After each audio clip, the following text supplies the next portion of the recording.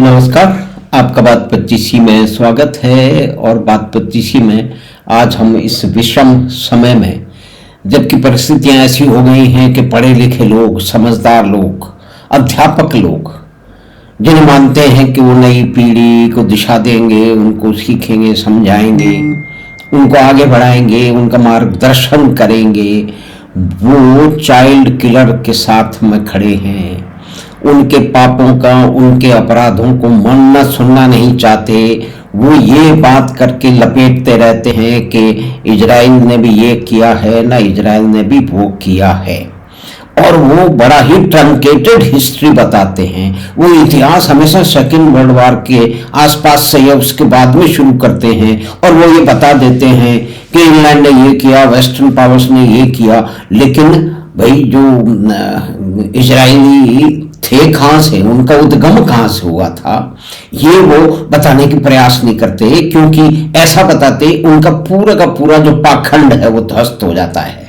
लेकिन चलिए, उनकी पाखंड का आप कुछ नहीं कर सकते, उनका पूरा जीवन ही एक पाखंड है। वो जो भी कुछ भाषण देते हैं, जो भी कुछ कहते हैं, पूरा का पूरा वो पाखंड है, उसके अंदर सच कुछ है ही नहीं।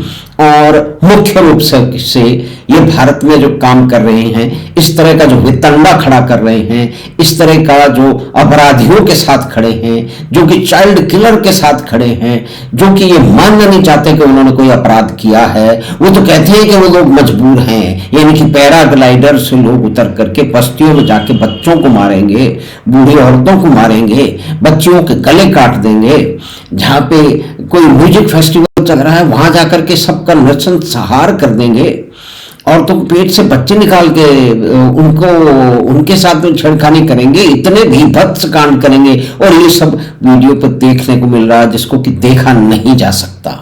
तो इसी श्रृंखला में, इसी पागलपन में, इस मूर्खता में, जिसमें बहुत सारे तथाकथित विद्वान लगे हुए हैं और उनको शर्म नहीं आती है कि वो इस बात का कहते रहते हैं कि इसके कारण हैं, और कारण वो दुनिया भर के इजराइल की बात बताने लगते हैं। तो उनको ये याद रखना चाहिए कि दुनिया के अंदर ये एक ऐसी कौम है जिसने जितने भी नोबेल प्राइज मिले 25%, 25% के लगभग उन्होंने जीते हैं। उन्होंने पेनिसिलिन का आविष्कार किया, जो कि सारी की दुनिया करती है। और इस कंट्री के निर्माण में आइंस्टीन का, ये तो बड़े साइंटिफिक टेम्पर की बात करते हैं ना ये लोग। अब आप बताइए, सोशल साइंस में साइंटिफिक टेम्पर, ये वामपंथी अलग बात करते रहते हैं, हमारा सभी कुछ है साइंस है। और क्या साइंस है? खड्डा साइंस है।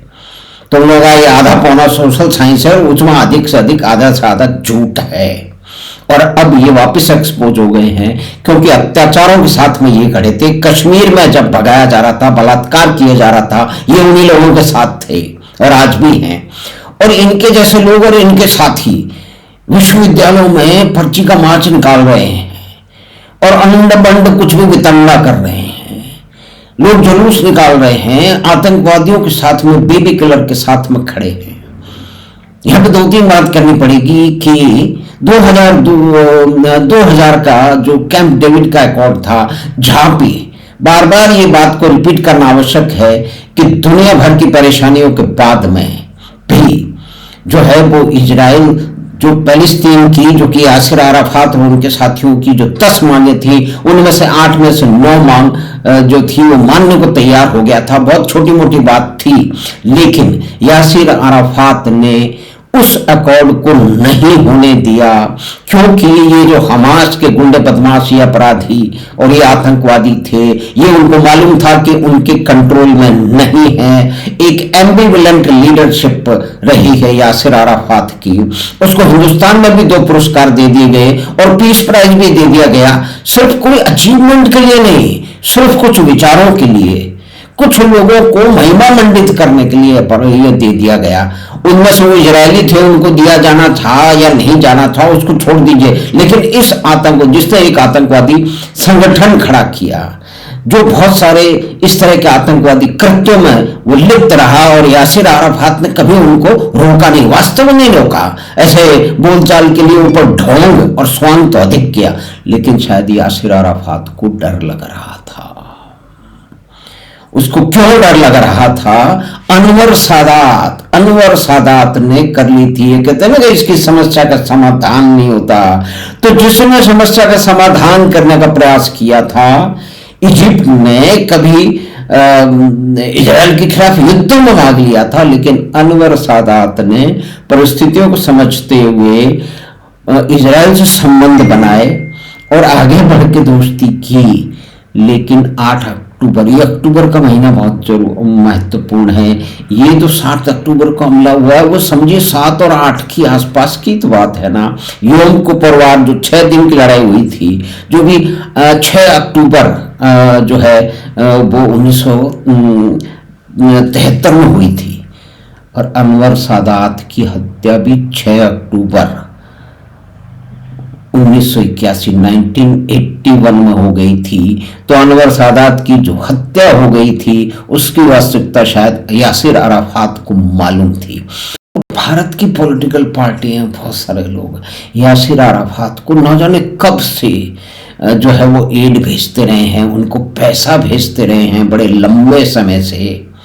ये कई तरह की बातें आई हैं, जो लोग इसको जानते हैं पहचानते हैं वो बोल रहे हैं। सुब्रमण्यम स्वामी भी कई तरह की बातें करते रहते हैं, उन्होंने ये भी बताया है। लेकिन चलिए उसको छोड़ते हैं। यानी कि जिसने इजराइल के साथ में समझौता करने की कोशिश की, अनवर सादात, उसकी हत्या कर दी गई चरमपंथियों ने, क्योंकि ये उस समाज में जिसमें हर चीज लड़ाई से होती है, तय होती है। हो सकता है कोई ऐसी विशेष बात हुई हो जो समझौतों से तय की हो। कुछ विद्वानों को इस बारे की जानकारी होगी, तो उन्हें अवश्य साझा करना चाहिए कि इस क्षेत्र में, इस मगरिब में, इस मिडिल ईस्ट में कौन सी समस्या बातचीत से हल हुई और लंबे समय तक चली, ये मालूम चले। यहाँ का कायदा ही नहीं है, यहाँ का कायदा लड़ाई झगड़े और टंटे का है। सदियों तक और पीढ़ियों तक लड़ाइयाँ चलती हैं। तो ये गाजा का स्ट्रिप जो है, इसके अंदर कंट्रोल नहीं था। आज वहाँ क्या हो रहा है, क्या नहीं हो रहा है, रिटेलिएशन कर रहा है, क्योंकि एक पूरी की पूरी एक सबसे ज्यादा आप समझिए कि डेंसिटी ऑफ पॉपुलेशन वहां है। दुनिया भर से उन लोगों को सहायता मिल रही है। उन्होंने उस सहायता का किया क्या है? क्या इस बात से इनकार किया जा सकता है कि हमास और दूसरे आतंकवादी संगठन, जिसमें यासिर अराफात, जिनको नोबेल पीस प्राइज का हिस्सा मिला था, उनके कंट्रोल में तो नहीं थे। उनको भी डर लग रहा था कि उनकी बात मानी नहीं जाएगी। ये जो लौंडे लपाड़े हैं, जो आतंकवादी हैं, लौंडे हैं, ये इनकी बात नहीं मानेंगे। तो चुपचाप उन्होंने वो 2002 में अकॉर्ड होने नहीं दिया। अमेरिका बहुत तैयार था, क्लिंटन भी तैयार था, दूसरे लोग भी तैयार थे। तो चलिए, उनकी प्लानिंग थी, उन्होंने प्रयास तो किया, लेकिन अनवर सादात ने भी बेचारे ने प्रयास किया। तो ये जो आग है, इस आग को बहुत सारे उसी क्षेत्र के लोग चाहते हैं कि लंबे समय तक चलती रहे, उसमें उनकी नेतागिरी चलती रहे, उनमें उनकी दादागिरी चलती रहे। और ये सारे के सारे देश एक दूसरे से प्रतिस्पर्धा करते रहे हैं, आपस में लड़ते रहे हैं। ईरान इराक का तो याद होगा, 10 लाख लोग मारे गए और उससे अधिक जो है ना परिवार बर्बाद हो गए। ये क्यों लड़ रहे थे, किस तरह से लड़ रहे थे, और किस तरह से हमला हुआ था मिडिल ईस्ट में, किस तरह के झगड़े हैं, इन सब लोगों में आपस में झगड़े हैं।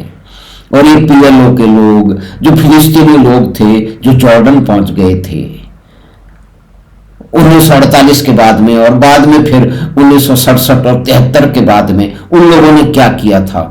उन लोगों ने जॉर्डन के किंग हुसैन पे घात लगा के उनके काफिले पे हमला किया था, क्योंकि वो चाहते थे कि ये रोक रहा है हमको इजराइल पे हमला करने से। तो ये इस परिस्थिति में, इस झगड़े टंटे में, जहां पे युद्ध ही सिर्फ शाश्वत है, शांति की बात कहीं जरूर जाती है, जितनी भी अब रिटेलिएशन होगा उसकी फोटो दिखाई जाएंगी, दुनिया भर में उसके लिए माहौल बनाया जाएगा। लेकिन पहले जो उससे पहले जो इसका सूत्रपात हो चुका है, आज नहीं हुआ, कई बार हो चुका है, उस पर कोई बात नहीं करेगा, क्योंकि लेफ्ट लिबरल जो पूरा का पूरा सिस्टम है, उसमें बहुत सारे पढ़े लिखे लोग मजबूर हैं उसमें खड़े होने के लिए, उसमें उंगली उठाने के लिए। लेकिन पूरी वास्तविकताएं ना तो वो, या तो उनको मालूम नहीं है, या अगर उसको मालूम है तो मानना नहीं चाहते। यानी कि टोटल और कंप्लीट बेईमानी है। It is dishonesty of the highest possible order. तो हमें आशा है कि ये बातचीत बहुत सारी 2-3 बातों पे बात की कि यासिर अराफात जिनको नोबेल प्राइज मिला था उसको रिपीट करना जरूरी है, क्योंकि ये बातें होती नहीं है। उन्होंने कभी ये समझौता इजराइल और फिलिस्तीन के बीच में होने ही नहीं दिया, और उससे पहले बेचारे जो थे वो अनवर सादात, उनको 8 अक्टूबर 81 को मार दिया गया क्योंकि उन्होंने आगे बढ़ के इजराइल के साथ में अच्छे रिश्ते कर लिए थे। तो इन चीजों का भी ध्यान रखना होगा जब हम आज में जो विषम परिस्थिति है, जो अत्याचार वहां पे हमास ने किए हैं और जो रिटेलिएशन जो दे रहा है, यानी कि उनको दुनिया भर से पैसा मिलेगा जाके लोगों ने। उन्होंने क्या किया, उन्होंने मस्जिदों के नीचे जो है ना वो क्या कहते हैं हथियार रखे, उन्होंने स्कूलों के नीचे हथियार रखे, वो ये जो रॉकेट छोड़ रहे थे वो सिविलियन इलाकों से छोड़ रहे थे, और उसके बाद में ट्रैक करके वो इजराइल वाले वही हमला करते थे। तो ये चाहते हैं कि हत्याएं होती रहें, बच्चे मरते रहें, परिवार जो बर्बाद होते रहें, तो नए पीढ़ी के लड़ाके इनको मिलते रहें और ये लड़ाइयां निरंतर चलती रहें। यही संस्कृति है, यही सभ्यता है, अगर इसे सभ्यता कहा जा सकता है। तो धन्यवाद, नमस्कार। आज हमने फिर एक पक्ष जो है कि क्यों लड़ाई हो रही है, क्योंकि इस लड़ाई को जो रोकने वाला है उसकी तो हत्याएं कर दी जाती है, तो बहुत सारे लोग डर जाते हैं और वो फिर कोई समझौता होने नहीं जाते, जैसे कि यासिर अराफात ने नहीं होने दिया। तो हमें आशा है कि ये बातचीत आपको पसंद आई होगी, तो आप लिंक अपने मित्रों और परिवार के साथ साझा करें और चैनल बात 25 को सब्सक्राइब करें। धन्यवाद, नमस्कार।